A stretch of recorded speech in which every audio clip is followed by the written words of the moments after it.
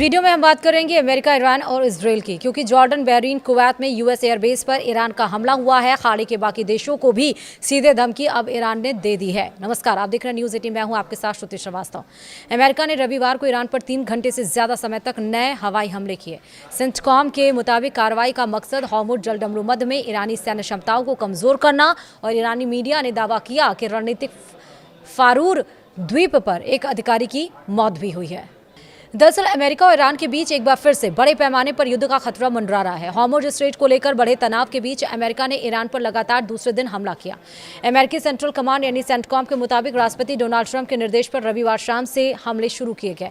America का कहना है कि इन हमलों का मकसद ईरान की उन सैन्य क्षमताओं को कमजोर करना है जिनका इस्तेमाल हॉर्मुज़ से गुजरने वाले व्यापारिक जहाजों और नागरिक नाविकों को निशाना बनाने में किया जा रहा है।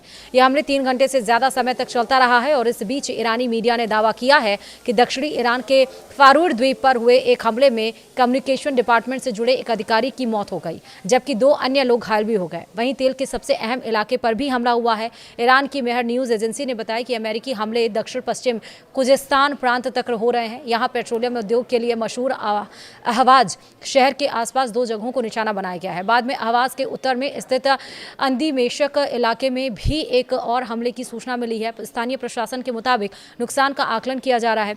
हॉर्मुज़ के पास ही फारूर द्वीप क्यों अहम है, ये समझिए। हमले में जिस फारूर द्वीप का नाम सामने आया है वह ईरान के होर्मुज़गान प्रांत में बंदर लेंगेह के पास स्थित है। यह द्वीप दुनिया के सबसे महत्वपूर्ण समुद्री रास्तों में से एक है। हॉर्मुज़ जलदमरूमध्य के बेहद करीब है। दुनिया के लगभग 20% तेल का समुद्री निर्यात हॉर्मुज़ के रास्ते से ही गुजरता है। यही वजह है कि फारूर पर ईरान के सर्विलांस सिस्टम, सैन्य ठिकाने और समुद्री सुरक्षा नेटवर्क मौजूद है। मेहर न्यूज एजेंसी के मुताबिक रविवार शाम हुए हमले में कम्युनिकेशन से जुड़े एक अधिकारी की मौत भी हुई और 2 अन्य लोग घायल भी हुए। हालांकि अमेरिकी अधिकारियों ने इन दावों की पुष्टि नहीं की है।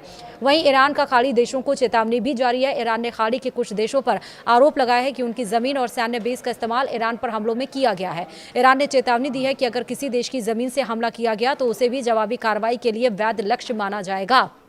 वहीं अभी तक क्या क्या अपडेट्स आए इस युद्ध से जुड़े वो भी समझिए। पहला अपडेट यह है कि अमेरिका और ईरान के बीच बढ़ते तनाव का असर अब हॉर्मुज़ जलदमरूमध्य में जहाज़ों की आवाजाही पर भी दिख रहा है। शिपिंग डेटा के मुताबिक यहां से गुजरने वाले जहाज़ों की संख्या पिछले 5 हफ्तों के सबसे निचले स्तर पर पहुंच गई है। रिपोर्ट के अनुसार रविवार को सिर्फ 6 जहाज हॉर्मुज़ से गुजरे हैं। इनमें ईरानी तेल और कुवैत के पेट्रोलियम उत्पाद ले जा रहे टैंकर भी शामिल थे। वहीं 3 खाली तेल टैंकर खाड़ी क्षेत्र में तेल लोड करने के लिए पहुंचे।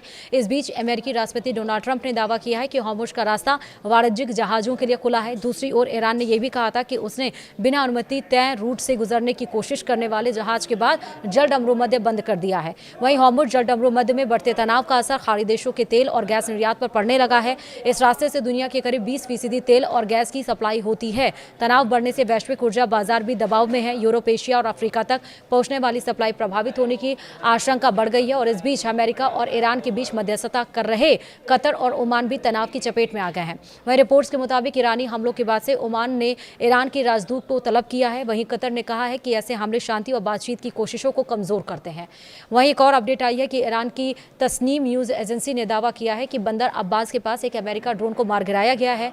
रिपोर्ट के मुताबिक यह लुकास नाम का अमेरिकी निर्मित आत्मघाती ड्रोन था। ईरान ने दावा किया है कि उसके एयर डिफेंस सिस्टम ने ड्रोन को सटीक निशाना बनाकर नष्ट कर दिया। हालांकि इस दावे की अमेरिका की ओर से अभी तक कोई आधिकारिक पुष्टि नहीं हुई है। वहीं ईरान ने ईरान के IRGC ने दावा किया है कि जवाबी अभियान के 5वें चरण में ओमान और बहरीन में अमेरिकी सैन्य ठिकानों को निशाना बनाया गया है। IRGC के मुताबिक बहरीन के जुफैर इलाके में अमेरिकी सैन्य प्रतिष्ठानों पर मिसाइल और ड्रोन हमले किए गए हैं। वहीं ओमान में लंबी दूरी के एयर सर्विलांस रडार और जहाज़ों की निगरानी करने वाले रडार सिस्टम को भी निशाना बनाया गया है। ईरान ने इन रडार सिस्टम के नष्ट होने का दावा किया है। IRGC ने कहा है कि हॉर्मुज़ में जहाज़ों का आवागमन तभी बहाल होगा जब अमेरिका अपने सैन्य हस्तक्षेप बंद करेगा। वहीं ईरान के IRGC ने दावा किया है कि उसने जवाबी कार्रवाई के 4थे चरण में कुवैत में मौजूद अमेरिकी सैन्य ठिकानों पर हमला किया। IRGC के मुताबिक हमले में अमेरिकी हिमारस मिसाइल लॉन्चर और मिसाइल भंडारण केंद्रों को निशाना बनाया गया है। संगठन ने दावा किया है कि 2 हिमारस लॉन्चर और हथियारों के गोदाम पूरी तरह से तबाह हो गए हैं। हालांकि इस दावे की अमेरिका या कुवैत की ओर से अभी तक आधिकारिक पुष्टि नहीं हुई है। वहीं क्विंसी इंस्टीट्यूट के उपाध्यक्ष तित्रा पारसी का कहना है कि अमेरिका और ईरान में भरोसे की कमी जरूर है, लेकिन दोनों देश लंबी जंग का बोझ नहीं उठा सकते।